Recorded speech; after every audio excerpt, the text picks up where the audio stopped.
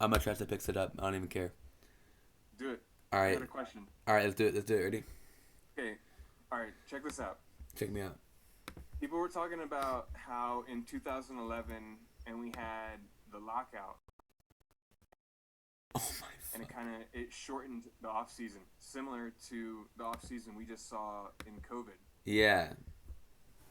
And after that lockout, there was a major offensive output the next season, essentially saying that defenses suffer majorly when we have a shortened off season or a shortened training camp. Mm-hmm. What do you think about that? And based on what we saw last year with a shortened training camp due to COVID, we Um. had major offensive output.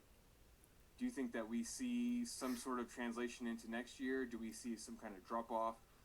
What does that say to you? So I'm not gonna. Oh fuck.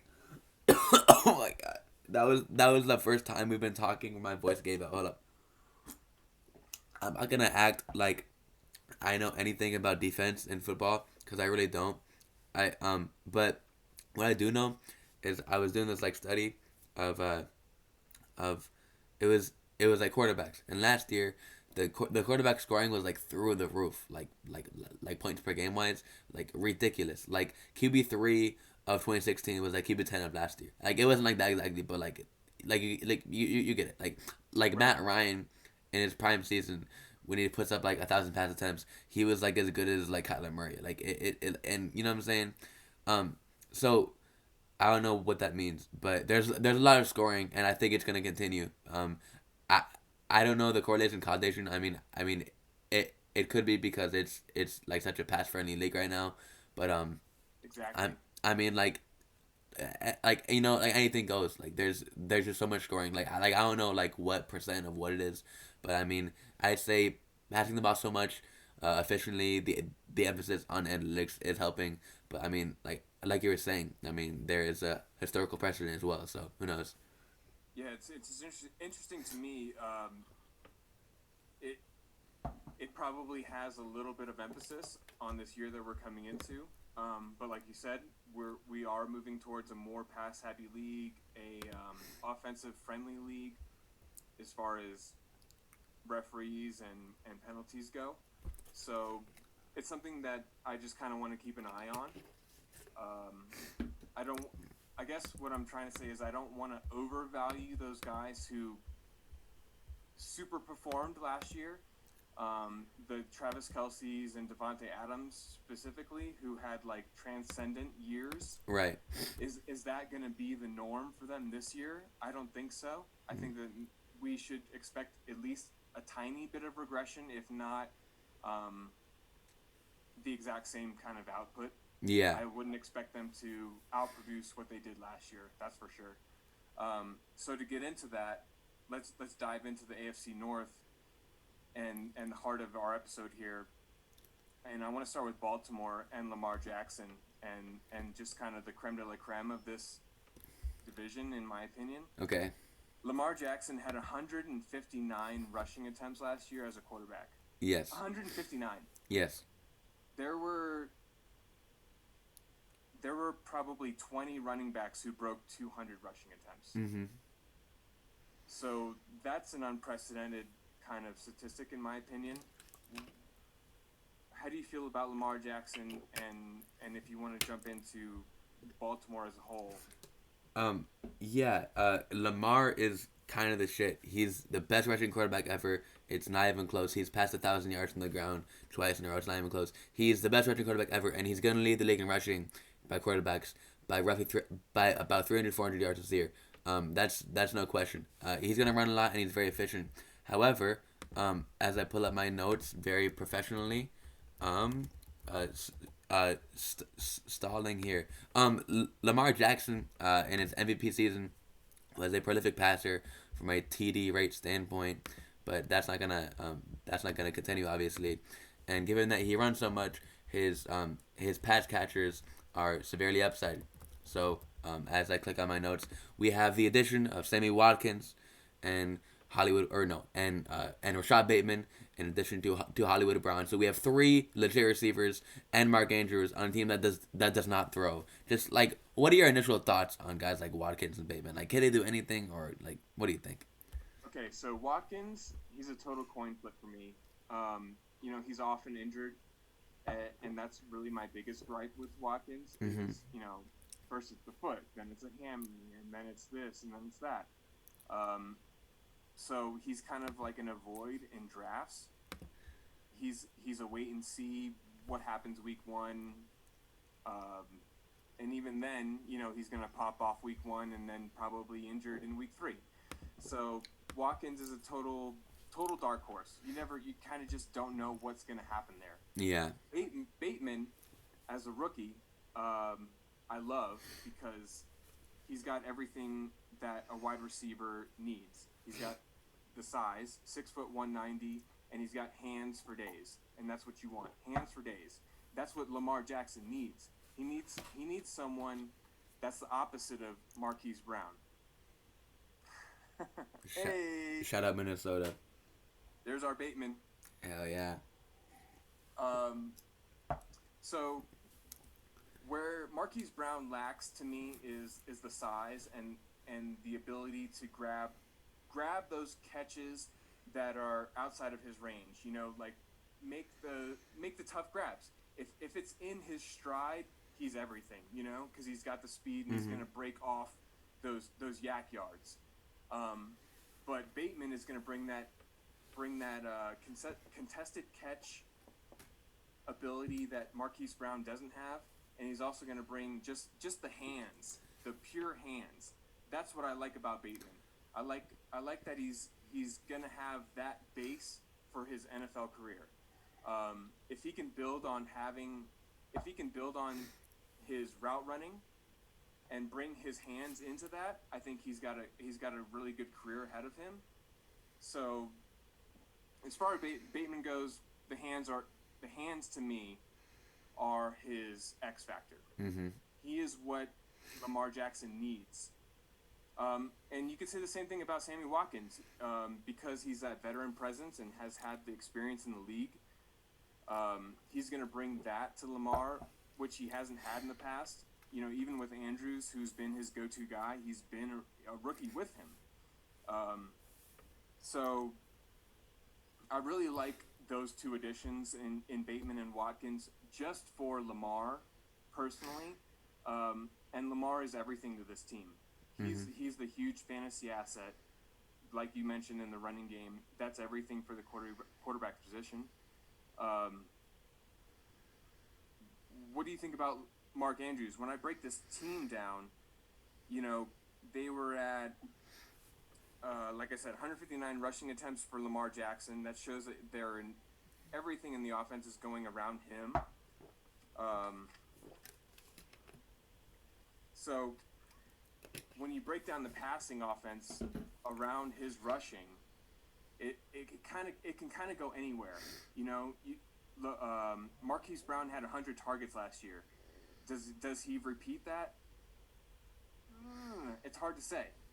Do you think that Marquise Brown gets to 100 targets again with Watkins and Bateman in town? No. On top of Andrews in his third year, who can maybe get on the field a little bit more than he has in the past? No. It's tough to see Brown getting there, right? Yeah, and it's tough to see anybody. As full disclosure, I'm fully off the Ravens besides Lamar Jackson. Here are my notes, right? Sammy Watkins cleared 10 PPR points just 4 times last year, and he cleared it just 5 times in 2018 when he was last healthy. He hasn't cleared 700 yards in the season since 2015. He misses a lot of games, and Hollywood last year was wide receiver 36, so pretty solid. And including down the stretch, he was wide receiver 13 from weeks 12 to 17, so very solid. He profiles as a true field stretcher, but Lamar just can't get the ball downfield, so he's not that consistent. You can kind of twist the narrative that says, hey, Watkins and Brown can play off each other, but in reality, they probably just don't, because they don't throw the ball enough and they can't get the ball downfield. I'm the biggest Bateman fan there is. he's my guy. He was my wide receiver one like a couple years ago for this class. I love him more than anything. But that being said, I think him and Andrews are kind of gonna be redundant. You know, like middle of the field safety guys, and like in a like offense like this, I just don't get it. Like there's no upside. I mean, like you were saying about like Mark Andrews, he was tied in four in points per game last year, with three less than Kittle, five less than Waller, and seven less than Kelsey. So a clear tier behind them. But in this range, I mean, he's going as tied in five right now. Last year he was tied in five overall. 2 years ago, no, last year he was tied in six overall. 2 years ago he was tied in five. Like he's being drafted right where he should be, right? But I mean, the guys that are going around him are Kyle Pitts and T.J. Hawkinson. And they have clear upside. Like Pitts, I mean, he's going to Atlanta. He could be Julio Jones. Who knows? I'm not a big fan of him, but like it's possible. T.J. Hawkinson, he is the one there. Like he has all kinds of upside. But like Mark Andrews, like where's his upside? I mean, like he could get on the field more, but like with Watkins and Ben Bateman coming in, like where like Lamar Jackson had a 9% touchdown rate, and he was just like tight end five. Like where's the upside of Andrews here? I mean, like he's. Right. He's gonna be between kind of like 4 and 7. He's going as 5. Like there's just no appeal. You know what I'm saying? Like he's not winning any leagues. I don't get it at all. I don't get anybody on this team. His ceiling, basically. Yeah, I don't get it. So and then with that, you know, they're obviously trying to bring in more pass catchers for Lamar and trying to get away from a pure running offense. They want to be more balanced. That's what the draft tells me. And with Bateman, the thing that he brings is not downfield presence. What he brings to me is similar to Marquise Brown, except for the fact that he has a bigger body. So maybe they can play off each other in that way, and where they're both running moderate routes or medium routes, and one will get open where the other one doesn't. And maybe that benefits Lamar in his passing game, which is what Baltimore in the end wants. They need to be more balanced if they're going to push for a better finish. So the end game for Baltimore, to me, is being addressed. It's probably going to take a little time, and thus not be so fantasy juicy in the beginning. But by the end of the year, I think Bateman will take over and kind of be Lamar's go-to guy, where Marquise Brown will be the decoy, will be the beneficiary of the lack of attention on him, because Bateman will end up being the X. I think that's best case scenario for Lamar and the Baltimore Ravens. Not only will that open up the game for Lamar and improve his passing and efficiency and so on, but then the juice of this team, the running game, Dobbins and Gus Bus, will really benefit from that, where they're going to be doing most of the work, the dirty work, up front and in the beginning of the season. But if that passing game really takes off and takes the next step, I should say, what kind of upside do you see for Dobbins and Gus Bus? Yeah, they're in a team that is focused on running the ball and being efficient at running the ball. Yeah. Obviously, those two guys are going to be the major beneficiaries if the offense is running efficiently. So, what do you think about JK? So, I was totally geeking when I was doing my Nick Chubb video, because I have a really cool stat that I'll pull out at some point, but it kind of applies to like Dobbins too. So okay, well, first off, Gus Edwards is like comically good at football. Like he's PFF's RB5 last year. Like he's a very very very good rusher, an underrated pass catcher, and he's very very consistent. He's had between 100. I'm not gonna read it. It's a lot of numbers, but just know that he's very consistent and very good at football. That being said, his highest finish in the past 3 years was RB37, which was last year with 8 touchdowns, I believe. A lot of touchdowns. Everybody going around Gus Bus has upside. One spot behind him right now in ADP is Tony Pollard. 2 spots behind him is Jamal Williams. a four spot behind them, Lat Murray. Like these are high upside handcuffs that could actually win your league, and Gus Bus is just gonna be getting you 8 points a game. So I And don't they're really get the probably appeal all there. going in the same round, are they not? They're probably Yeah, going off. As soon as someone takes Latavius Murray, you're going to see Pollard. You're going to see Gus Bus. You're going to see them all go pop, pop, pop, pop, exactly. pop. Yeah, and like what's the point of Gus Bus as your RB5? You know, like he's like you know what I'm saying. Like he's not doing much. I mean, like he's solid. Maybe like really deep leagues if need to flex. But like I mean, 12 10 man leagues. Like there's just no need for him. J.K. Dobbins, I kind of feel the same way. He has a high floor because of his like rushing and efficiency, of course. But you need to catch passes to be good in the NFL. And I'll get to it more when I talk about Nick Chubb. But right now, the running backs going around J.K. Dobbins include Najee Harris, Antonio Gibson, Clyde Edwards-Helaire, Joe Mixon, Chris Carson, Miles Sanders, DeAndre Swift. These guys all have 3 down skill sets potentially, and Dobbins just doesn't. His ceiling right now is probably 30, 35 catches, and as you'll see later, you need about 35 to 50 to be anywhere near relevant in PPR top 10. So When I I'm looking at Dobbins, I see him going around a lot of like high end wide receivers, at least mid range. You know, your wide receiver twos, yeah. at least in the ADP. I see him going around Keenan Allen, Terry McLaurin, Allen Robinson. Mm-hmm.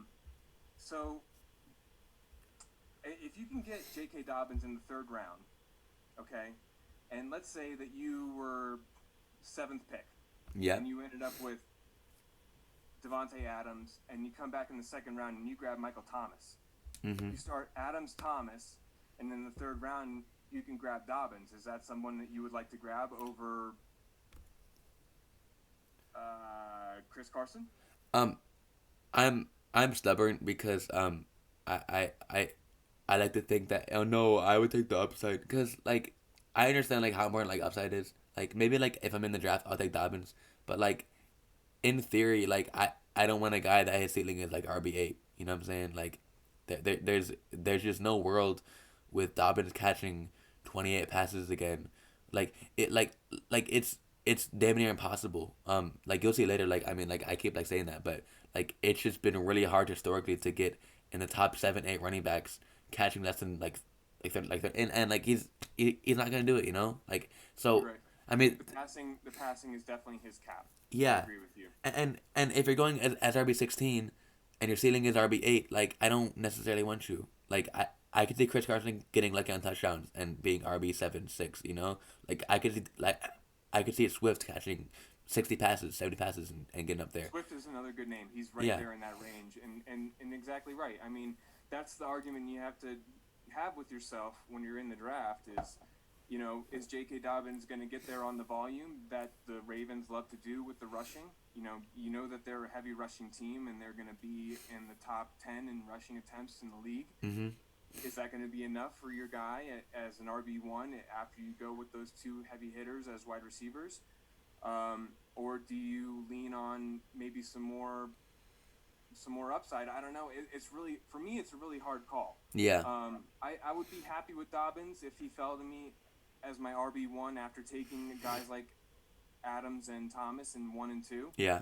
But that's kind of the perfect scenario as well. I have to have those 2 guys at wide receiver to feel comfortable with Dobbins as my RB1. Yeah.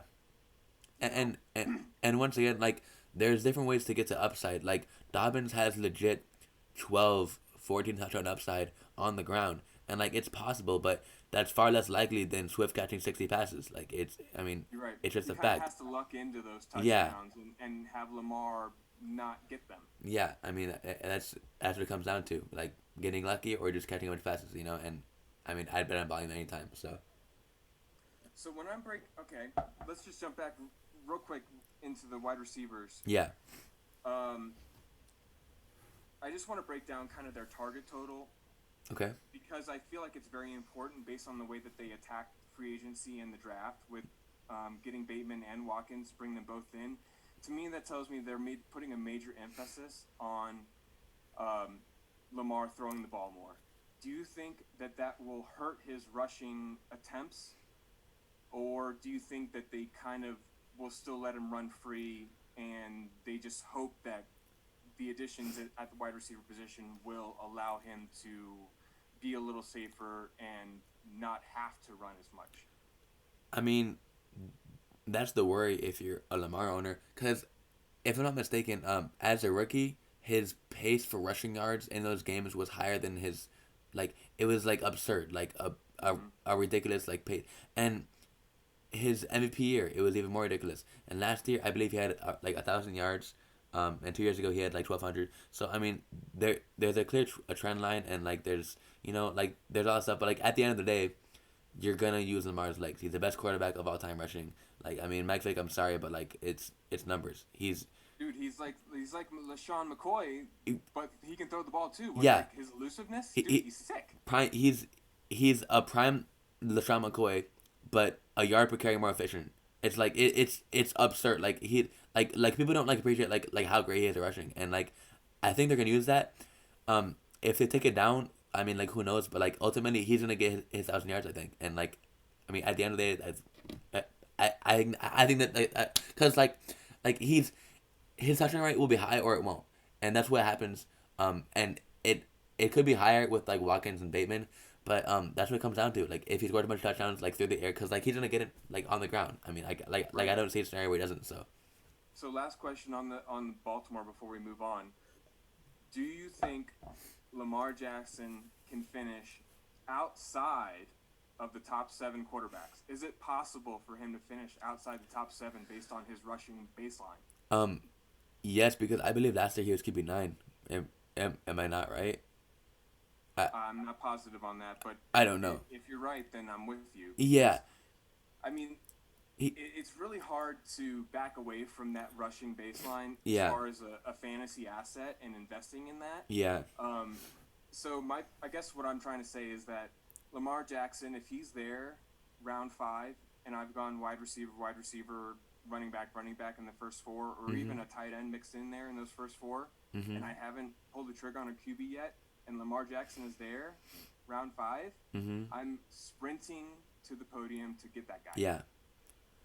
And it's really interesting for a guy like Lamar because like it really just come down to luck. Like his TD rate is either gonna be really high passing the ball, or he's Mm-hmm. gonna have a couple of long runs. Like that's all it takes for you to be QB 4 through 1. Like he's very volatile, and it's kind of scary. But like at the same time, we saw him put up 28 points per game. Like that's unheard of. Like his upside is QB1 by 5 points per game. Like that's not for anyone else. Like he's so special. But I mean, it just comes Right. down to luck at that point, you know. It's so volatile. Great word for him, and and that's why in the 5th round he's worth a shot Yep. because he can easily win you the league there. Yep. Exactly. League winners in the 5th round is what you want. So. So let's transition to the Bengals. And here's the biggest thing about the Bengals that I found when I was going to project this team is they were at 581 pass attempts last year. Yes. I mean, and you still got 210 targets to give to the tight ends. Mixon already got his 50. Yep. Give him 10 more. Who gives a shit? Yep. The passing volume is going to be ridiculous for this team. Zach Taylor has showed us that in the past. They were a 60% passing team in neutral game scripts. Yep. There's absolutely zero reason to fade Higgins and Boyd. Chase, for me, is a little bit of a different story just because he took the year off. I want to see him play a few games. I think he's going to be just fine in the second half of the season, but I want to slow him down in the first 6 to 8 games or so. Yeah. Just to let him get acclimated and get back up to game speed. That's simply it. Yeah. The talent is there. I don't want to discount this guy too much. But if I had my choice in the draft and I'm in the 6th round or late 5th, and I can go for Boyd or Higgins, Mm-hmm. I'm sorry, Chase or Higgins, I'll take Higgins at that point, simply because of the experience. Yep. And with that said, I wouldn't be afraid of doubling up on those guys simply because of the volume, especially in a PPR format. What do you like about the Bengals? What interests you? What doesn't interest you? What do you have on the top of your head? Well, Thanks for asking because this was my most recently researched team, so it's kind of hot off the press. I did a little research as I do, and I was like, okay, top five draft capital receivers. Okay, top five draft capital receivers in their first year. What they do? Because guess what? Jamar Chase, wide receiver five. No, player five overall, top five receiver. And I was like, okay, let's go through. Let me tell you, it was disappointing. Okay, um, the the very best uh, season from a top five receiver in the past 20 years of football was AJ Green with a wide receiver 17 finish. Right now, Jamar Chase is going as the wide receiver 22. Funny So, enough, they are on the same team. yeah. And if your absolute ceiling in the past 20 years, best case scenario, is outperforming ADP by 5 spots, go ahead and take Jamar Chase. Yeah, I don't see it. I mean, guys like Corey Davis, Megatron, the best receiver of all time in his prime. He was wide receiver 37 as a rookie. Like, it's very hard to be good as a rookie. And Jamar Chase is going too early. I mean, I don't know what to say. Like, history just it's not nice to him. But that being said, like you were saying, the Bengals are top six in neutral script pass rate in the past 2 seasons. They throw a lot, and they are going to throw a lot. That being said, though, there's a big discrepancy between Chase, Higgins, and then a tier break to Tyler Boyd. And I don't know about you, but I think you can pretty similarly project other targets. And at that point, I mean, come on, I'll take Boyd. Boyd has been a top 20 receiver in 2 of the past 3 years, and he's going as wide receiver 37 now. So I'll take him, and that's it. I'm totally with you. I mean, take the value. We know that the volume is going to be there with the team. Just take the cheapest guy. Yep. You know, if Chase happens to fall and be the last guy available on the Bengals, I'll take him. Yep. I'm not afraid of it. The volume is there, especially in a PPR format. So give them to me. I'm all about some Bengals pass catchers, especially as just a depth piece to your wide receiver core. Yep. I mean, you can't ask for a better one. I think Tyler Boyd is an incredible, like, so Jamar Chase is going as wide receiver 22, Higgins at 24, right, and Tyler Boyd at wide receiver 37. Like, he's going, and so last year with no Joe Burrow, he was a top 30 receiver, right? So already outbidding ADP, but in both 19 and 18, 2019, 2018, he was a top 20 receiver. Like, you know what I'm saying? Like this guy, he gets targets. He has like what do you want? Like, he should be right there with those guys. I mean, because he's gonna get the targets. He's done it before. Like, he's the veteran here. You know, like Exactly. he's that He's a dude. veteran. He's in the slot. The slot automatically is bumped up because those are easier targets to catch. Facts. You're closer to the quarterback. It's as simple as that. It's simple as distance. You know, you're automatically going to get a bump as the slot receiver. Mm-hmm. So, with that said, we know that we love these guys. What about Joe Mixon? Oh, okay.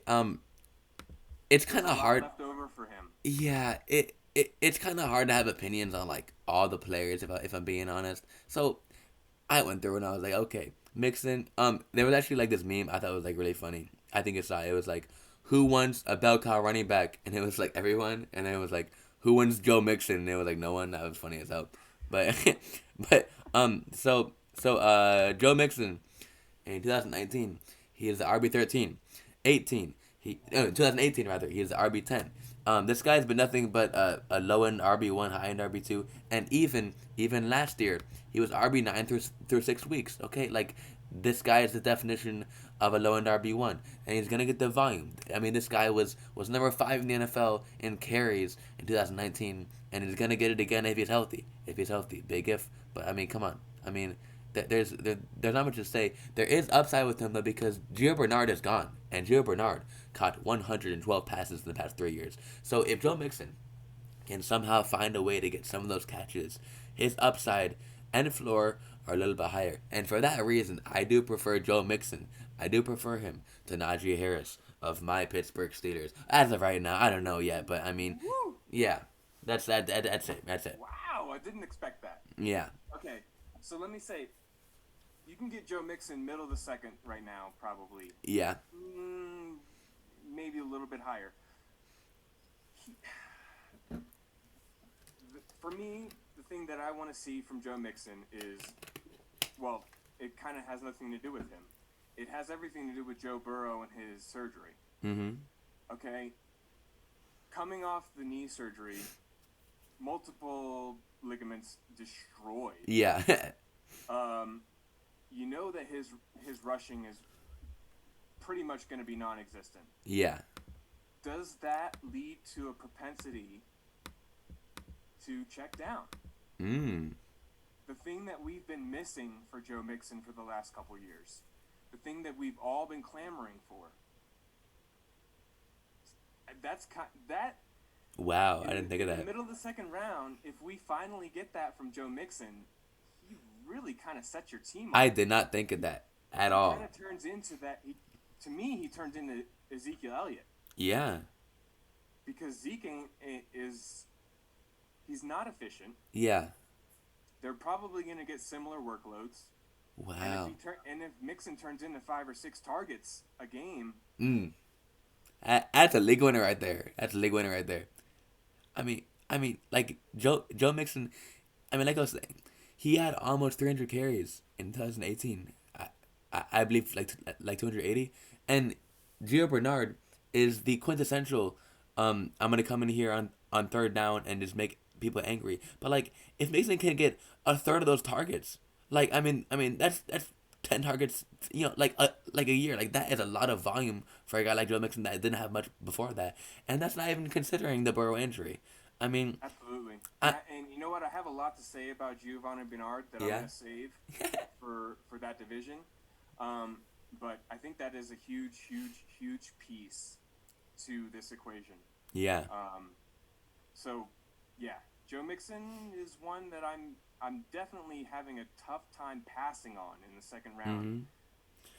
And if I didn't take a running back in the first, he's an auto draft in the second. And here's the thing, like, you hear Joe Mixon, and you kind of get angry. Even if you didn't own him, like, I owned him, I was like, why do I have Joe Mixon? Like, he's awful. But in reality, he's not awful. The most frustrating own last year. Yeah. How many times did they say, oh, he's probably going to start, 50% chance going to start, 50% going to chance to start. For 10 weeks. They did that for probably 5 or 6 weeks straight, didn't they? Yep. And then like, if people have that better taste and you're getting this discount on him, I mean, take him. He's been nothing but a lone RB1 and he's going as one. But this time, all the pass catching work is up for grabs. Like, worst case scenario, he eats volume on a decent offense now with Joe Burrow, and my throat's really bad, but you get the point. Yes. I think he's a great pick in the second round, especially if you go wide receiver in the first. So with that said, we can move on, I think, to the Browns. Oh yeah. The Browns. We're gonna save your Steelers for last. Don't worry. Hey, sounds good. Nick Chubb is so elite, I want to cry. He's so good at football, dude. That's my note for the Browns. He's so good. Nick Chubb is so good at football, and then you're going to give him... I mean, we saw it a little bit last year. I say a little bit because Nick Chubb was hurt and had to miss a few weeks. Yeah. With Kevin Stefanski as he was implementing that new offense in Cleveland. And now we're going to have it after a full season of synergy. Oh, my God. Nick Chubb is probably my favorite pick in the first round. Really? This year. Especially in the second half. Of Stick. The first round. After pick 6, for me, he's an auto draft if he's there.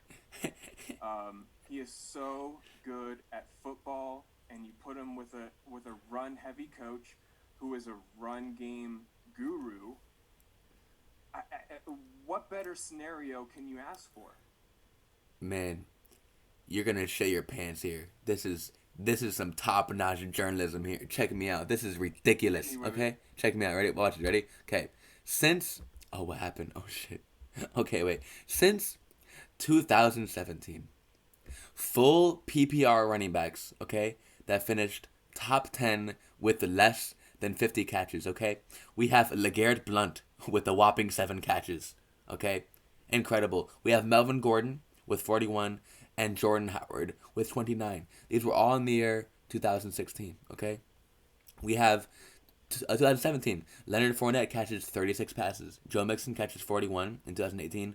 Derrick Henry catches 18 in 2019, and Nick Chubb catches 35 in 2019. Okay, so on to 2021, we have a bunch of guys because it was a weird year. We have Dalvin Cook, Derrick Henry, Jonathan Taylor, Josh Jacobs, Kareem Hunt. They all caught not very many passes and were good. But however, if you move the threshold to top 7 running backs that caught more than 35 passes, the list of what's the pool? The list of 35 potential players gets narrowed down to just 5, okay? And if you take away Derrick Henry, it goes down to just 3. We have Melvin Gordon, who caught 41 passes in 2016. We have Dalvin Cook, who caught 44 passes in 2020, and Derrick Henry, and Jonathan Taylor, who caught 35 passes in 2020. There have been, get this, 0 running backs in the past 5 years. 0 running backs in the past 5 years to finish top 7 and catch 35 more than 35 passes, okay? Now you're saying, oh, Nick Chubb can't get there, right? No, he cannot, okay? Because in 2019, with Kareem Hunt, Nick Chubb had 10 catches in 5 weeks, okay? Wait, that didn't make sense. Wait a second, let me rephrase that. Basically, his prorated target share with Kareem Hunt, or his prorated pass catching share, comes out to 27 passes, which is under the threshold that we're looking for at 35. Given this, okay, Nick Chubb would have to be the first running back in the past 5 years to finish top 7 and catch less than 35 passes if this rate stays the same. And get this, he's going as RB8 right now. Just to beat his ADP, he needs to buck a 5-year trend with over 35 names on the list. And Nick Chubb, he's not going to do it. He's not going to do it. I'm sorry. Not with Kareem Hunt on the roster, you're right. You know what? That's a great argument. Damn. I like Nick Chubb a lot. It's just like, I was in my bag on the research, it was you know how it is. And you know what? He probably just falls into one of those guys that you have to draft where they are to get the benefit of who they are. Yeah. Because no matter what, you can't take away how good he is at football. Yeah. You can't take away the fact that they're going to be a run-first team. You can't take away the fact that he has 15 touchdown upside. Oh, easily. And you can't say that for a lot of guys. Yeah. I'd say him and Derrick Henry and Dalvin Cook probably have the most touchdown upside outside of probably CMC, Yeah. Like, he's right there. Elite. I wouldn't blink an eye if the guy ended up with 20. Oh no! Just because of the way the offense works, and the way that he can break them off. Mm-hmm. He can break off a long one, and he's one of the few that can. We've seen it in a few years in a row. Even with the injuries, it doesn't slow him down from breaking a 75-yarder. Mm-hmm. So, back end of the first, and I really want a running back, and he's there. I'm really okay taking him as far as the safety, touchdown upside, and I'm probably going to get a really good wide receiver in Calvin Ridley on the back or the first half of the season. Yeah. And like a guy like Nick Chubb is one that could buck a trend like this. Like I'm just conditioned to not look at the math because I'm going to Minnesota for stats. Like I gotta look at the numbers and say, hey, like, this is what happened. But Nick Chubb, he could score 20 times and be RB1. Like, it's possible. Like, he could be like Airplane with 7 catches in full PPR and be top 10. Like, it's possible. It's just like this. I just think he fits the same mold as Derrick Henry. We want to say Derrick Henry doesn't catch passes. Yeah. Nick Chubb, but they're both elite. Yeah, and I mean Derrick Henry has been that dude, but I don't know. Derrick Henry's definitely going to get a lot more carries than Chubb can handle. Oh, yeah. That's fair. And that's why he's going a little higher. Plus, I don't see them too different in my opinion. Yeah. I just think Nick Chubb is too good at football to fade outside the first round. Yeah, and plus Derrick Henry is not really human. at Yeah, he is a cyborg. at all. So there's that. What are your thoughts on Kareem Hunt though? His partner in crime. Okay, as a dynasty owner in Kareem Hunt, I Oh love yeah, him. here. Yeah, I mean, I love him um, because again, another player who's just good at football. Yeah. You know, you kind of saw him take a step back in the second half of last year when they leaned on him in Chubb's absence. I don't think he, I don't think he was ready for that bell cow role last year because as much as I like Kareem Hunt as a football player, I don't think I've seen too much off the field stuff for him to lead me to believe that he's not going to be the kind that just keeps going up as his career goes on. Yeah. You know, he's going to kind of stall out. I think that he's going to stall out next year. Yeah. But with that said, he's going to have the passing volume, and I think he's going to get some red zone work, which is where he was most valuable last year, not only to fantasy but to the team. He's really good at just punching those goal lines attempts in, whether it's through the air or via handoff. Right. I've seen too many Hunt highlights of him just breaking a stupid tackle just to get to the goal line and make that score. Right. So he's kind of an X factor player for me. He could push for a borderline borderline running back one like he did last year. Yeah. I think he ended up as a number 11 or 10 Yeah. even. So he could certainly push for that again just because of the offense being so run heavy, Stefanski being such a guru in the run game. But it's not something I want to bank on. I don't like taking him in the fifth this year where I did last year. I'd rather let him fall a little bit, and if I can get him as an elite handcuff, that's great. I don't like him at his cost this year. So, but with that said, what do you think about Kareem Hunt? Do you think he's worth anything this year, other than a handcuff? Yeah. I need to preface this by addressing the football nerd in me and saying like Nick Chubb, like he's just so fun to watch, and he's objectively better than Kareem Hunt at probably everything on the field and most backs in the NFL. And I know you can't just copy and paste last year's stats, but last year Kareem Hunt was the RB10 in PPR. Nick Chubb, I believe, was the RB9 or 8. Like, Yeah, it was close. And I get Chubb missed games, but just hear me out here, okay? So 2 years ago, it's something that he missed games and still beat out his counterpart. yeah, and so 2 years ago, when Kareem Hunt, oh my God, this is bad. Oh, last one. I'm out of shots, by the way. You're good. We're going raw now. Anyways, so 2 years ago, when Kareem Hunt was suspended, okay, he comes back and immediately he's the RB15 when he plays games, okay? In 2019, he caught 34 passes in just 7 weeks. In 2020, he catches 38 passes in 16 games. In weeks 5 through 8, without Nick Chubb, he was worse than when he was with Nick Chubb on a points per game basis, which is kind of weird.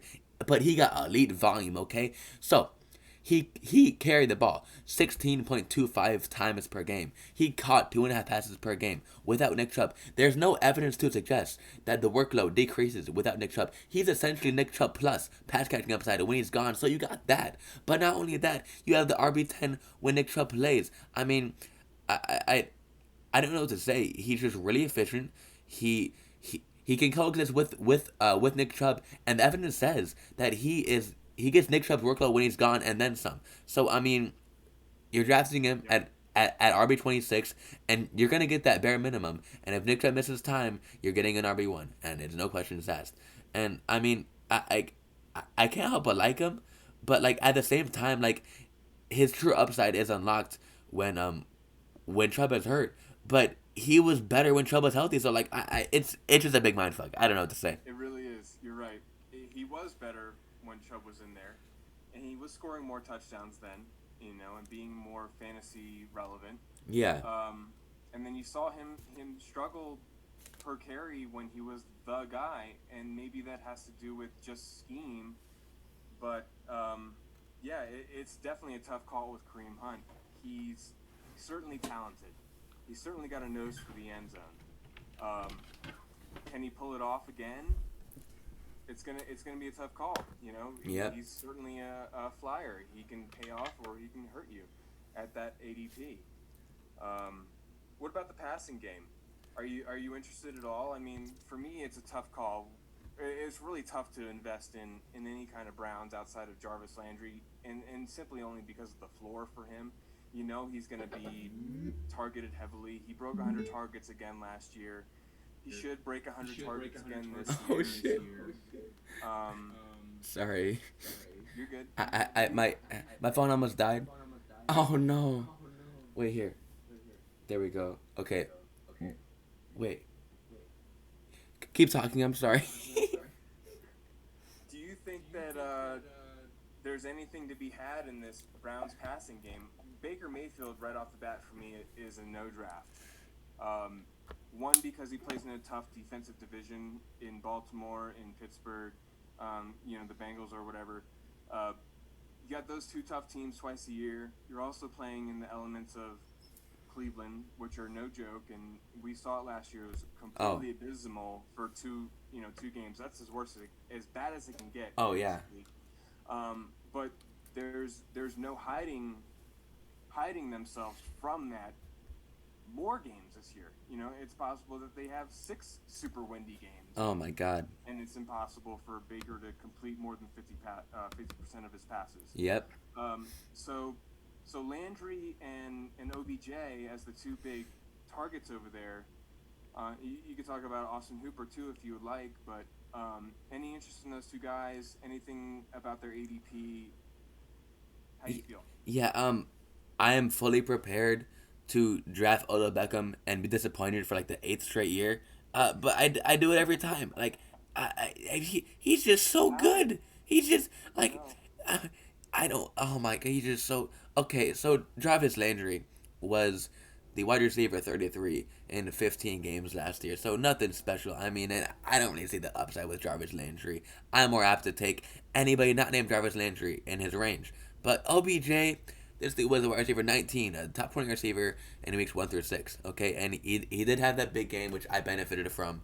I beat someone in my home league. It was pretty cool. But I mean, regardless of that, this dude is a top 20 receiver in the first 6 weeks, and in 2019. He was a top 25 receiver, okay? And get this, he scored 10 plus points in 12 games that year out of 16, so he's pretty consistent. And before that, his last year on the Giants, he was the wide receiver 8 before he got hurt in week 13. So he's been nothing but good, and right now he's going as wide receiver 28, okay? And you can't look me in the face and tell me that OBJ doesn't have upside because he's the most talented player I've ever seen in my entire life. I mean, this guy's a rookie. He's ridiculous, bonkers, absurd, ludicrous. He's insane in football. And, I mean, he probably lost that in all likelihood, but it's there. We've seen it. And if we don't see it again, he's drafted at the floor. I mean, 7.1 targets per game last year would have been the 21st highest share in the NFL. And if you don't think that OBJ can do something with the 21st highest target share at wide receiver 28, I mean, you're crazy. So I'll draft him again and probably be disappointed, but it's okay because I know it, you know? What do you think? I'm with you on OBJ. I mean, at the price he's going, there's no reason not to take a shot. Yeah. He's very similar to the Bengals wide receivers that we were speaking about in that regard. That at the cost, it just makes sense. The upside is there that would benefit you, and with OBJ, not like the other guys. On the Bengals, you have a little bit of name recognition there, and perhaps a little bit of trade value if you want to get out from under him after week 1. Right. Yeah, I'm a big fan of OBJ. I'm with you. I'm on OBJ. If he fits where I'm at in the draft, especially if I go running back heavy in the first 2 rounds, and OBJ is there in the 3rd, and I can probably grab an OBJ in the 3rd and Julio Jones in the 4th. Oh, yeah. I'm all about that. 2015 Dream Team right there. Yeah. and then you can attack wide receiver a little bit later in the draft too to cover your Mm-hmm. upside Yep. if that's the route you go. Right. It's a strategy. And, Uh, and there's so many in a draft, and it's very important to be water and to have those names and ADPs in the back of your mind mm-hmm. when you're going through it, to know that if I want to go for Austin Eckler at the end of the first round in a PPR draft, that I could probably hang my hat on an OBJ or Julio Jones in the third or fourth to kind of counterbalance the risk I'm taking on Yeah. Austin Eckler, who is going into a new coaching staff and et cetera that we'll expand on in that division. Right. Okay. This might sound like I'm going full retard again, but like just like hear me out. Okay. I like when when I say the name OBJ to you, you like I don't know how to explain this. I sound stupid as hell. Like the public is like jaded from him because he's disappointed so much, but the other public like the more casual public is like OBJ's a stud, but like in reality he's fallen on the board so much no matter like what you think of him, he's fallen down way too much. Like so people will try to say, oh, his name value keeps him up, but like it doesn't at all. Like he's fallen to the basement. He's fallen to lower to where he's been the past couple of years, and like he's like I don't know. That was a really incoherent point, but like just draft OBJ. Just please You're right. please do it. To me, the casuals are the ones who are fading him. Yeah. The casuals are the ones who have seen him hurt the last couple of years. Yes. Or, not producing or not on the field or whatever. And it's the ones who watch football who see the talent, who say, I don't care that he was hurt. If he's healthy and on the field, he's going to be an important piece of the offense. Yes, yes. And this is one of my favorite things to talk about. Thank you for like bringing that up. If someone is hurt, okay? So if I'm playing you, okay, and I have Will Fuller, I use this point on Will Fuller all the time, right? If Will Fuller is wide receiver 13 on my team when he's playing, I play him every week. When Will Fuller gets hurt, I'm not playing Will Fuller. I'm playing someone on my bench. You're not getting 0 points there. It's idiotic. You're not getting 0 points. OBJ is gonna miss games, but when he's playing, he's gonna produce. And guess what? When he's not playing, you plug someone else in. When like injury prone players are so overrated because anyways, that's just stupid. I hate people say that so much. I'm with you. Let's jump on your team. Let's get into the terrible towel. Show me that shit. Woo! Woo! Yeah, Pittsburgh. So tell me, what are you most excited about for your team this year? Is it the first round draft pick, or is it what the lowly Big Ben can do for its team after he's recovered? I'll be honest. Okay, so I support the Steelers more than any other team, but I'm really really excited for hardcore Steeler fans to watch us win like 4 or 5 games, and then say, "Oh my God, we're back! It was all Najee Harris. That's all we needed," and then like lose like 20 straight, and then just like make fun of him because it happens every year. Like it's always like false causation. They're like, "Oh my God, our running game is bad. We need Najee." No, you don't. You need anything but Najee Harris. He's awful. Like, what are you talking? Anyways, I'm really looking forward to Deontay Johnson, and that's about it. Oh, that's not what I was expecting. What? But I'm definitely with you on Deontay. Yeah. I mean, there's no way this guy doesn't break 120 targets. Oh my goodness. And the reason I say that is because of the Pat Fryermuth draft. Yeah. To me, that tells me the team is not only in Pat Fryermuth, but Najee Harris's draft pick as well. Yes. Those 2 picks correlate to we are going to focus on getting the ball out of Ben Roethlisberger's hands every single play and giving him a little space to work with if we can create a running game again. Mm-hmm. We got rid of the so-called cancer at the O-line, which is up for debate. Stick. I thought you were gonna make a James Conner joke there. That'd be funny as hell. Oh God, sorry, James. I'm saying that. I'm sorry. That's funny though. Oh God. O-line. You burnt me with that. Cancer O-line. I'm sorry. That's funny. So the O-line getting revamped, so to speak. They're moving those pieces, bringing in a new running back, bringing in a new tight end to put next to a tight end who doesn't block at all in Eric Ebron. Yep. It's going to be interesting to see kind of how the offense works in the first couple weeks. If they run a lot of 2 tight end sets and kind of stay in that mold, or if they break into, more pass-friendly formations. No matter what happens, Deontay Johnson's going to get the work. Yeah. I think that, the dude is super talented. I love watching him play. When he catches the ball, something special happens. Yep.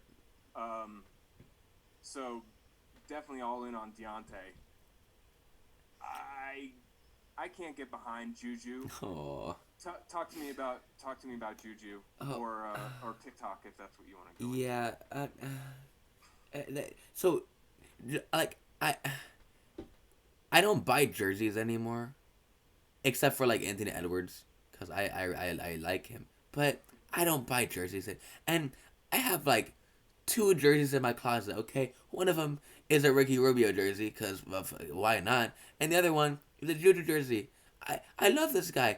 He comes in, he's like the dynasty wide receiver one after. I'm like, oh my god, we have struck in gold with Juju, and then he's awful. He had 128 targets last year and was like wide receiver 20s. I'm like, bro, how is that even possible? His ADOT 6.6, like 6.6. That's all he could muster. I don't get it. So okay, I'm gonna go through the ADOTs real quick of these guys. Okay, Juju at a modest 6.6, Deontay at a more respectable 8.3, and Chase Claypool at a whopping 13.1. Okay, so a very stark contrast of players here. But okay, here's the thing. I'm gonna need your knowledge here, cause I'm a young guy. Did Big Ben you used to be known as a gunslinger that was chucking the ball down the field, or was he always kind of conservative? I wouldn't say conservative. I would say he was a lock-on guy. Yeah. If you remember earlier in his days, he had one guy. Yeah. It was Hines Ward one year. Another year it was Santonio Holmes. But that was it, Yeah. And then even Antonio Brown. And it wasn't until Juju came on the scene his rookie year that we finally saw him support 2 big fantasy wide receivers. Good point. In Juju and Antonio Brown. Yeah. So, what we saw last year was a lot more of the Big Ben that I know. Takes his chances. He'll hit there. He'll miss there. But it's kind of hard to predict outside of him honing in on that one guy. And last year, that one guy was Deontay. So, if people are talking about washed quarterbacks in the NFL, I mean, people might say Drew Brees. His arm's dead. If you're smart, you'll say Tom Brady. He can't play anymore. No, I'm just kidding. He's an absolute stud. But if you're really smart, you're gonna say Big Ben, because here is the data to prove he is absolutely washed. Okay, he ranked dead last in PFF grade from the play action. But guess what? He led the league in pass attempts from the shotgun, okay? Despite that, he was 26th in explosive play rate among quarterbacks. I messed up my data there.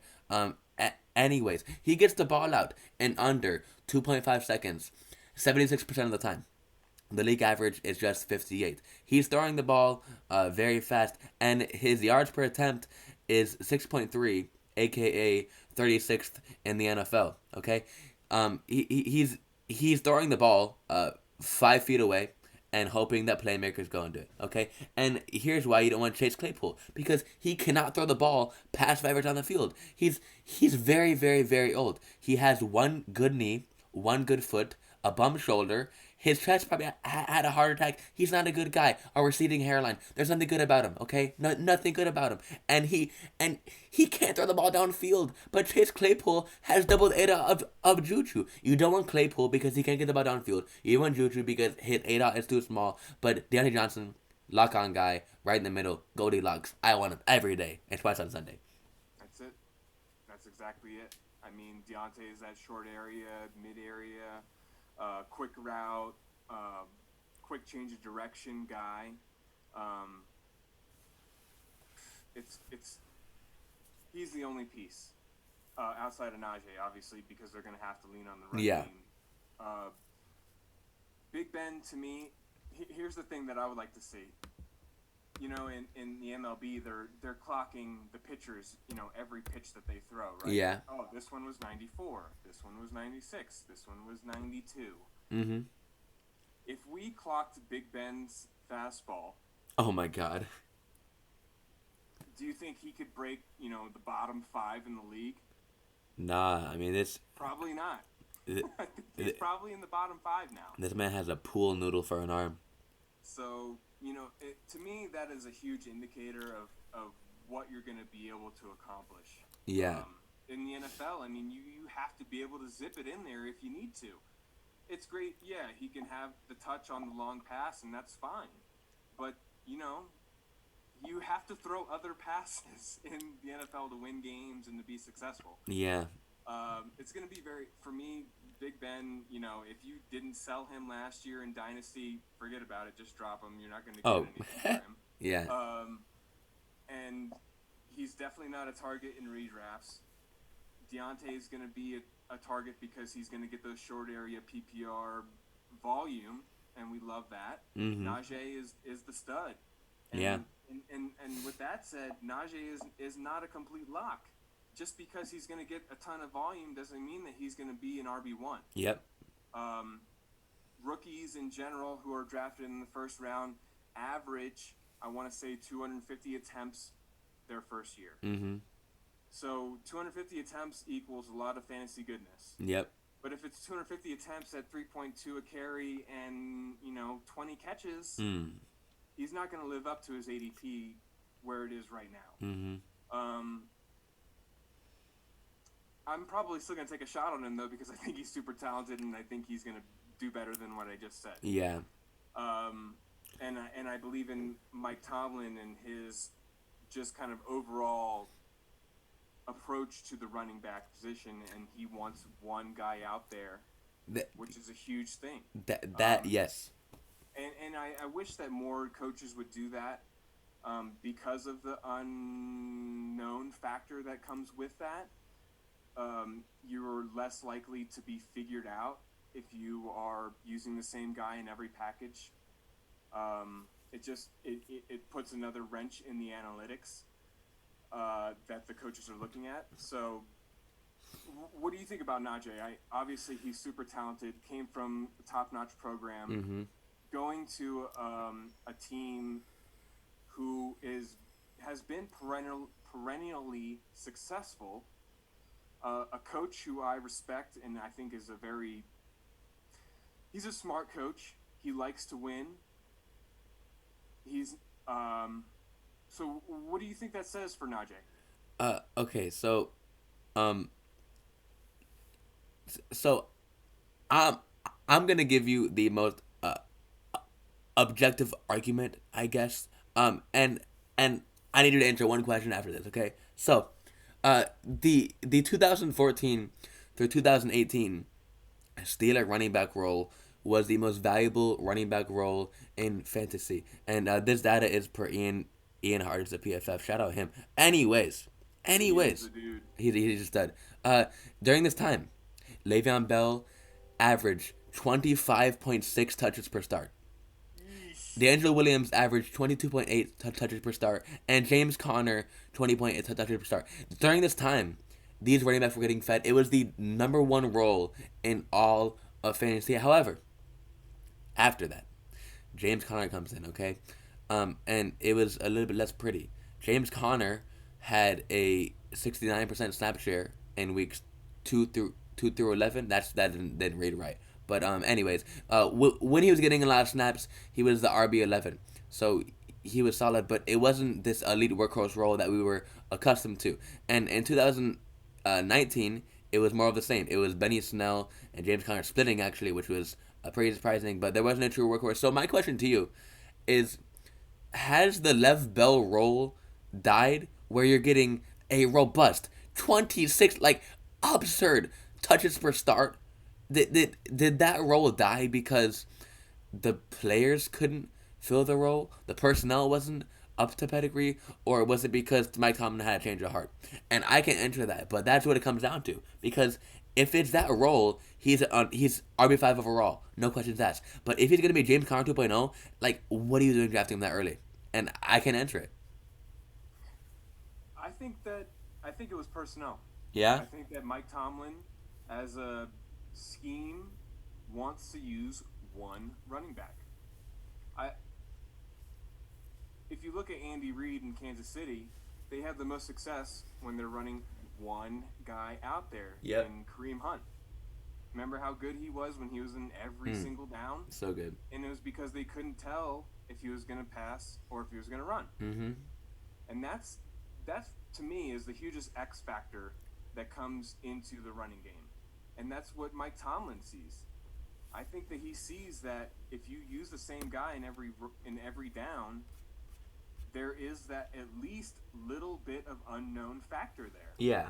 And that little bit is enough to allow 1 yard of separation for Najee to break 15 more yards on the run. Yep. I think it kind of touches on my team too with Sean McVay Mm-hmm. and Todd Gurley and his moving out of there. Mm-hmm. McVay loved that workhorse role that Gurley had. He didn't have the personnel once Gurley was kind of done with the knee injury to do the same thing. I think Mike Tomlin fell into the same scenario. Makes sense. Now he brings in the rookie who's got the pedigree. Run him into the ground. Who gives a shit? This is the NFL. Yep. They don't care about long-term or longevity of a player's career. Of course not. Outside of the quarterback position. Of course not. Especially with the running back. They want them in there and to use them up. And here's like another thing that is actually pretty predictive, I believe. So do you remember when Josh Jacobs was taken by the Raiders, and everyone was like, "You fucking dumbasses! Like, what are you doing?" And rightfully so. It was an awful pick. But then John Gruden went home and he was like, "Honey, I'm getting scrutinized for the pick. What am I gonna do? I'm gonna run him into the ground." And that happens. Like, that is a legit thing. Like, this is not a popular pick by anyone that's not a Steelers fan. Like, this is objectively like a bad pick at running back in the first round.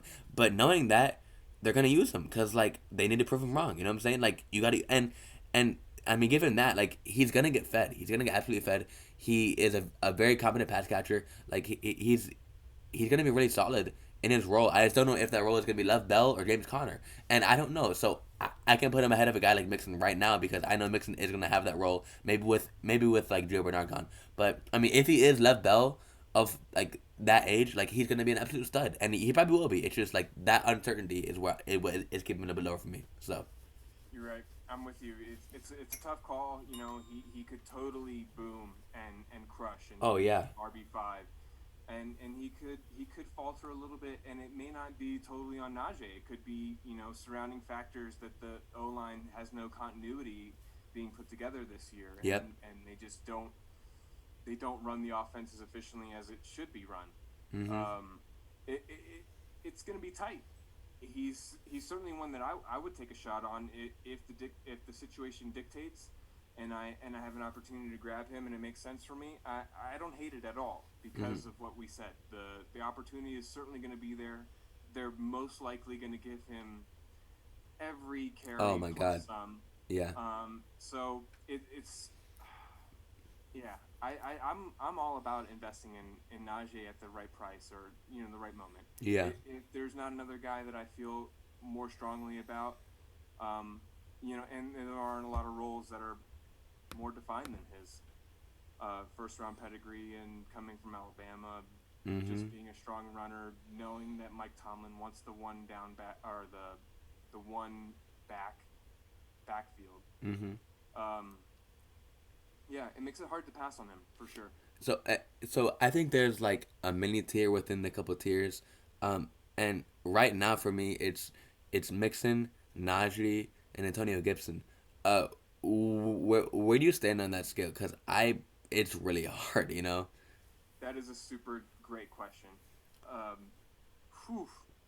Mixon, Najee, or Gibson? I don't know. I don't know. Okay. Here's Mixon. I'll throw out right away. Yeah. Just because because of the defense. Yeah. You have a stronger defense for Pittsburgh and for Washington, thus most likely more rushing attempts, more running out the clock, etc., etc. Yep. So let's push Najee and Gibson to the front, and then from there, who's behind those two guys? Okay, so you got McKissick behind Gibson, and you got Benny Snell and Jalen Samuel.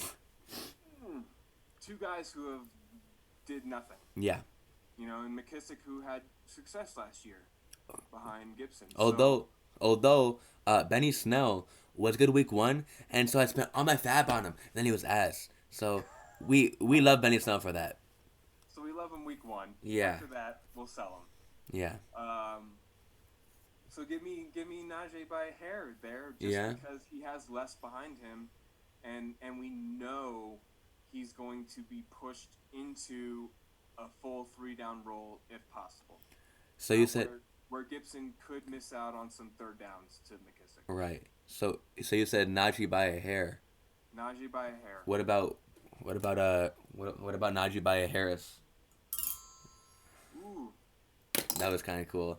No, but I don't know. So for me, I'm looking at you kind of talked me into like drawing the Todd Gurley parallel with like Lev Bell. Like I don't know. I just look at Joe Mixon and I see this defense has been atrocious for as long as I've been alive, and he somehow was 5th in the NFL in carries 2 years ago. So if that's possible, and Gio Bernard leaves, this guy has 5th in the NFL carry upside. This offense is really good. He can score touchdowns, and if he can catch passes, to me, he has the highest upside. Or I don't know what I'm saying. I don't know what I'm saying at all. I'm with you. It's really hard. And but here's my counter argument to what you're saying. Okay, so Joe Mixon did get all those carries when they were bad. Yeah. But did Zach Taylor care about winning games? Probably not. I think Mike Tomlin's going to care about winning games. Yeah. That'll be my argument to differentiate there. That makes sense. Yeah. I mean, I remember that year. I owned Mixon that year. Yeah. He missed 2 weeks early on because of a knee injury. Yep. He got a little surgery, came back, and was awesome. He was awesome. He led the AFC in rushing that year. Yep.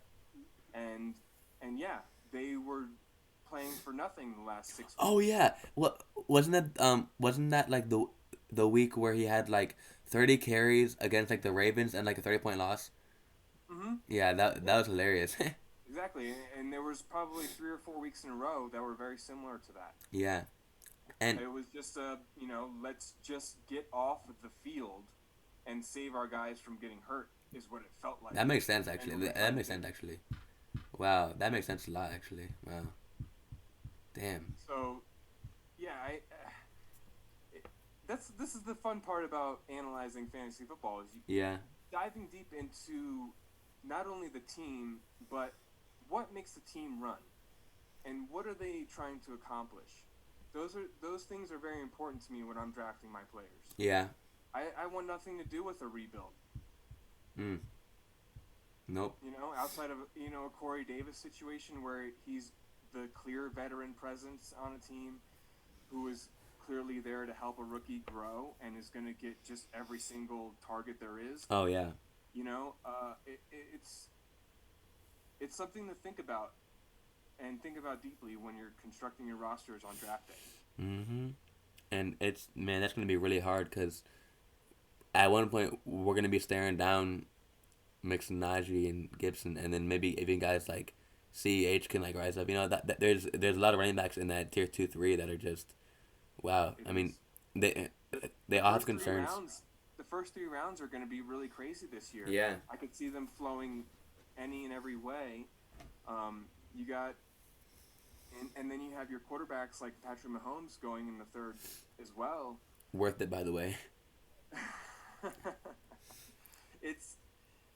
This is going to be a very fun draft season for me. Man. I think there's going to be a lot of values to be had, specifically in the 2nd and 3rd. Mm-hmm. And a lot of dark horses, a lot of things are going to be interesting to be unveiled. Yeah. Wow. Well, if I'm not mistaken, that is all the That wraps teams. up the division. It certainly does. Yeah. Let me make sure I don't have any other questions in here that I wrote down for All you. right. Do you want to do a thing where we pick a running back and a receiver, tight end, and quarterback again? I think I wanted to do what I wanted to do was play the ADP game a little bit. Oh, okay. So we did it a little bit with with Najee. We mentioned how Yeah. who's going around him. What about if I could find my note on OBJ, who was going around him? Ooh, okay. Here, Yeah. I'll pull it up. Hey, take your time. I'll tell a joke. While you pull it up. Okay. So, uh, a mushroom walks into a bar, and he walks up to the counter and he says, "Barkeep, get me a sarsaparilla." And he says, "No, we don't serve you. Yeah, people like you're kind." And he says, "Barkeep, I need a sarsaparilla and I need it stat." And he says, "Hey, listen, the first time I told you, okay, but second time I mean it." And then the mushroom goes, "Oh, come on, I'm a fun guy." Ah. Fun guy. Yeah, fun guy. I got a joke for you. All right. Why doesn't Mike Tyson play PlayStation? It's something about I don't know. Because he's an Xboxer. That's pretty good actually. That's pretty good. He's an Xboxer. Damn. Did you ever play Mike Tyson Punch Out? Oh wait, what? I'm getting the ADP. Oh, okay. Dude, Mike Tyson Punch Out is the most iconic game of all time. Oh, great game. Okay. Oh, this is beautiful. All right. All right. So Odo Beckham's going at the wide receiver 29. Yeah. Okay. The two wide receivers going at 28 and 30 are Chase Claypool at 28 and Juju Smith-Schuster at 30.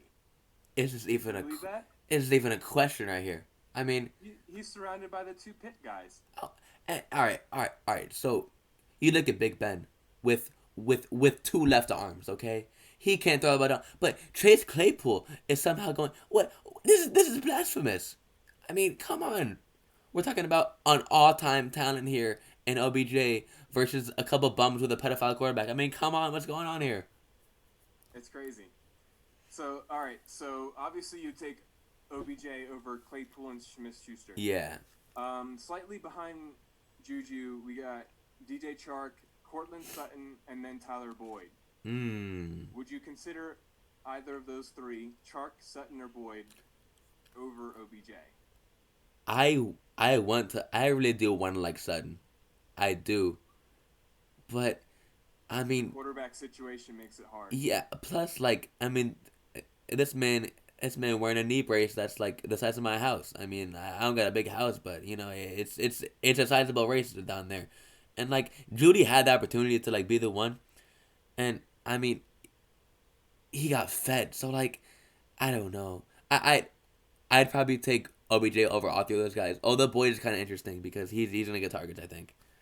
And that's the name that I wanted to bring up. If I'm in a situation where I want a little bit more safety, I'll go for Boyd. Yeah. But if I want the upside, then I'll take Beckham in that situation. Just depends on kind of who I picked in front of those guys. Right. But if I'm sitting there on the clock in the third round, if I want the upside, I'll go for Beckham. But if I want some safety, give me Boyd and those targets and that safe PPR floor. Of course. Do you happen to have the names that are going like ahead of him a couple spots too?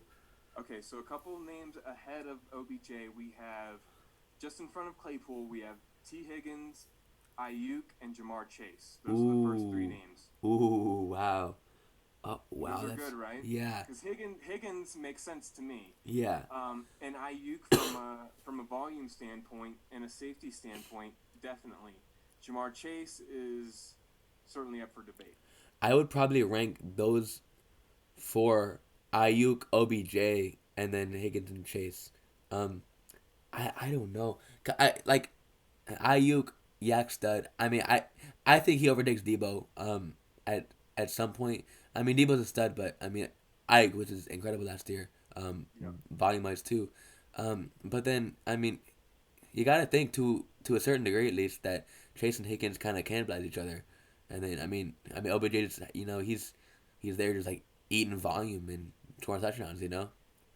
The only thing that I would say about that is that OBJ is on the run heavy team Yeah.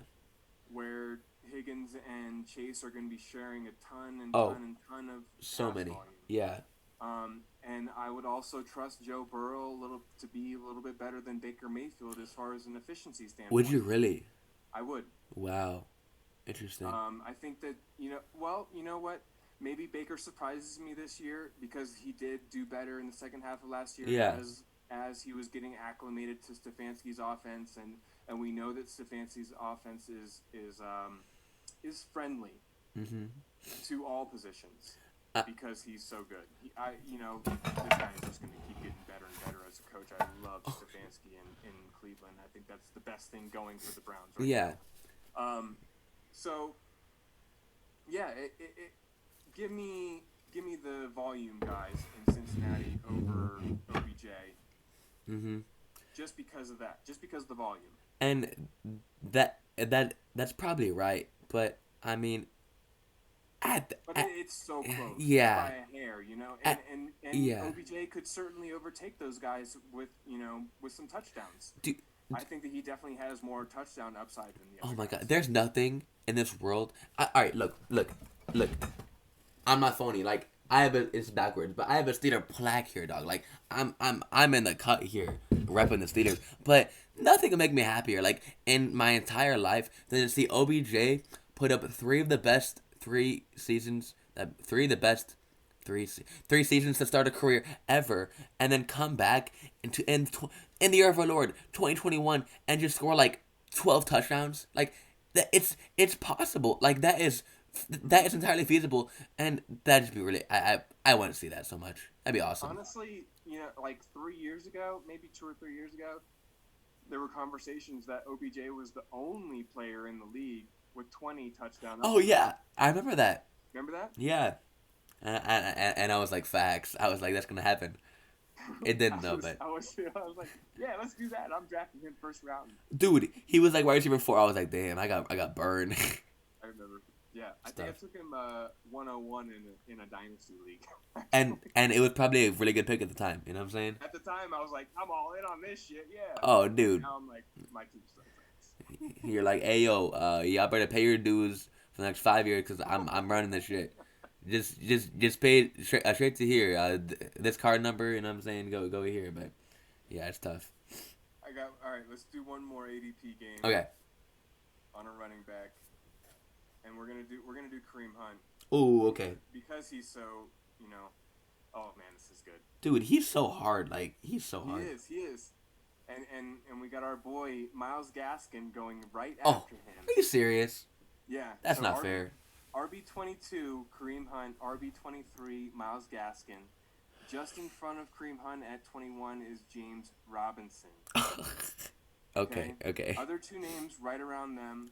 Three names. Let's go with three names. Yeah. David Montgomery, Raheem Mostert, and Melvin Gordon. Okay. Well, the only true answer here is to trade your next pick and the next pick after that to draft both Gaskin and Hunt. But I mean, I don't like it's this man was RB10 last year. Like he has like feasible upside, but like does he? I don't know. I'd probably take like right now. I'd probably take Gaskin, but if there's anything that signals that Gaskin is not gonna like, you know what I'm saying? Because he's Miles Gaskin. Like this man was playing for Washington like as an eighth stringer 2 years. Like he's not very. I don't think he's too good at football. But right at this moment, I take Gaskin and then Hunt and then everyone else. What about you? So Kareem Hunt's going overall 49. That puts him as the first pick in the fifth round. Yeah. And Gaskin at 54, just 5 picks later. Mm-hmm. So middle of the fifth. So that leads you to believe you already have 2 wide receivers and 2 running backs in general. Mm. So that puts Kareem Hunt or Gaskin as your flex play. Mm. Does that change your idea about those guys? Because to me, if I'm playing them in the flex, I'm 150% on Kareem Hunt Yeah. because of the upside he presents should Chubb go down. And Gaskin doesn't have that upside built in. God, God, I don't know, but Kareem Hunt at RB 20, anywhere from 20 to 25, just feels too good to be true. Like he was RB 10 last year with Well, Nick Chubb. You know what I'm saying? you know what? Look at this. I mean, because there's a few names up above him that I would not take these guys over Kareem Hunt. Yeah. Like DeAndre Swift. Oh, you'd rather have Hunt than Swift? I would rather have Hunt than Swift because I Wow. think Hunt is going to score more touchdowns. As simple as that. Oh, I and he don't will, care yeah. about Swift getting, 80 more carries for another, 60 points or something. Give me Kareem Hunt, who's gonna catch the passes, who's gonna score some Wow, touchdowns, yeah. and be on a top 10 offense versus a bottom 10 offense. It's so all right. This is like a really weird like philosophical debate that needs to be had at some point. But like, okay, this is like off the dome. This is I'm probably gonna miss names, but um, after the top seven or eight running backs, you have Najee Harris, Antonio Gibson, Joe Mixon, Miles Sanders, Clyde Edwards-Helaire, J.K. Dobbins. Those are the like potential three down workhorses that you want, and you Mm-hmm. cannot. And I put Swift there too. And like for me, I can't bring myself to draft those guys after Kareem Hunt, who is like a handcuff, like a air quotes handcuff. But Kareem Hunt is gonna outscore half of them. Like it's Yeah, so hard how you rank that because like the upside of Miles Sanders is legit like ridiculous. Like RB4 overall because he's gonna get all the like that's there, but like he's probably gonna score less points. Like it's really hard to rank that. I don't know how to do it. yeah. To me, he's clearly ahead of Swift because of the Yeah. offensive output that we're gonna see. I find Kareem Hunt right in line with Josh Jacobs, who is going at RB Ooh. 15 right now. Mm. I see them both as 50% workload guys. I think that they brought Kenyon Drake over to Las Vegas to lessen Josh Jacobs' workload because in college we saw him succeed at a much higher rate in a timeshare. Yep. Yep. He was amazing as that second guy to I forget who he was behind Your boy. On he's. I traded him to your team for Pat Nums, for not Pat Damian Nums. Harris. Yep. There we go. Okay, so that makes sense. Uh, Josh Jacobs was that a little bit more elusive, not so much of a downhill runner. A little bit better in the passing game, Yeah. and that's kind of what they were missing in Josh Jacobs for the last few years in Las Vegas. So maybe that's why they bring Drake in to let him be more of who he is, not worry about being such a downhill runner or through the tackles runner. Um, and that's why I would put him with Kareem Hunt. I see him as more of a 50% down or 50% snap share guy. A little bit more work in the passing game than his counterpart, Mm. and having some decent touchdown upside. Wow. I wow. That makes sense to me. I just have a really hard time drawing the line, like differentiating, like J.K. Dobbins, Clyde Edwards-Helaire, Miles Sanders, Andrew Swift. Like they're all theoretically workhorse running backs, but like who do I put Kareem Hunt over? Because he's gonna outscore two of them. Like it's almost guaranteed. Cause Mm-hmm. like workhorse running backs, like workhorse like air quotes that are like ambiguous, are gonna bust at a higher rate than Kareem Hunt. But like, you know what I'm saying? It's really hard to rank that. Interesting question. Let me put it to you this way. Let's say you're in the third round Yeah. and you were lucky enough to grab Devontae Adams and Calvin Ridley in the first two rounds, Ooh. or Devontae Adams, Michael Thomas, first two rounds, Yeah. and you have to go running back in the third. Would you go for Hilaire, Swift, or Hunt? Oh fuck! I'm going to see AJ there. I think.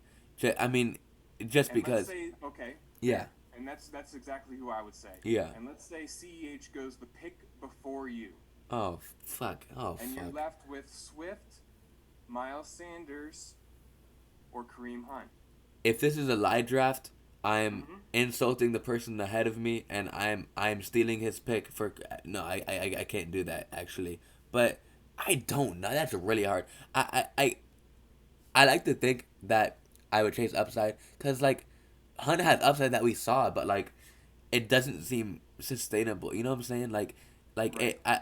It's far easier for me to see Miles Sanders as RB7 or RB6 than Kareem Hunt. You know, like without like anything crazy going on. So I For sure. I'd probably lean on a guy like that has that potential, like a Sanders. Sanders is kind of like the last running back that has like that skill set for me, and that's why I like him. But I think I would go Sanders there. I If agree with you, as RB and one. I would go Sanders as well because you could honestly, based on ADP, you could probably grab Kareem Hunt on the way back Yeah, in the next round. that'd be nice. As your RB two, I'm That would be a fantastic start, would it not? yeah, You go Adams, Thomas, Miles Sanders, Kareem Hunt. that'd be Whew, awesome. Yeah, that's pretty sick. that'd be nice. Yeah, for sure.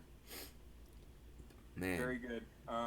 Yeah, I think that wraps us up for the night, bro. I think we did a really good job. I'm happy with the coverage we did. We did a little ADP game. dude, I'm excited to get on to the next division. dude, this was like legit fun. Like I was like having this is like corny as fuck to say, but like I was like having a bad day and it's better now.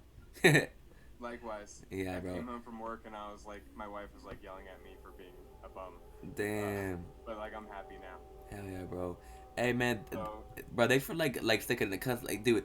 All right, like y'all didn't see this, but like we were here for probably 45 minutes trying to figure out my camera and Zoom, and it was a nightmare. But we got it. So we're in yeah. it, bro. We Uh, out here. all right, man. I'll wait. So you said Tuesday. You want to try to record again, or or Let's get or Sunday? Sunday night. Sunday night. Okay. Sunday Um, night. We're gonna record the AFC South. South. So Texans, Colts. Colts. Okay. Mm-hmm. All right, bro. Hey, sounds good to me. Texans is gonna be fun to talk about. Hell There's yeah, much bro. to- Dude, that's gonna. I don't. Oh my god, man. Oh my god, that's gonna be a mess. we could spend probably an hour just talking about that running back situation they have. Isn't there like six of them, and they're all like Exactly. Yeah. post You prime? got Philip Lindsay over there. You got Ingram over there. Is David Johnson oh still. my. Isn't Rex Burkhead there? No, I think he Rex is. Burkhead's there. Someone's Jesus gonna get Christ, cut. It's gonna be crazy. that's unfortunate. Well, Looking forward to it. yeah, man. All right, bro. Here, 1 second. I can't figure out how to. Oh We've been no. recording this whole time, right? Yeah. Oh, I'll be pissed. Yeah, bro. I checked like 10 times, so yeah, we're cool. But Shit, bro. all right, man. I'll talk to you. I'll talk to you later. But I mean Tuesday for sure, or no, Sunday for sure. Sunday for show. All right, bro. We'll link up tomorrow. Yep. See you Bye, later. bro.